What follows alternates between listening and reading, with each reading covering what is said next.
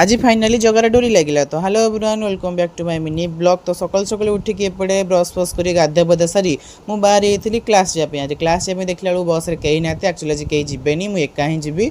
तो वो एका क्लास करी भाई टाइम बहुत है मो पे तो भाविली कौन करी तो भाविली जगह पाक जी जगह गोटे देखा कर आसबि। तापर बस धरिकी पलि जगह पाक जगह पाखे देखला जगार रथगोला कार्य चलता रथगोला प्राय चक्का कम सरला एटा कौन कम चलता मुझे जानी ही ना। तापर मुझे जगह टे खरारे दर्शन करदे आसती बहुत खरारे देखिली जाए गोटे लेंबू पानी पीली।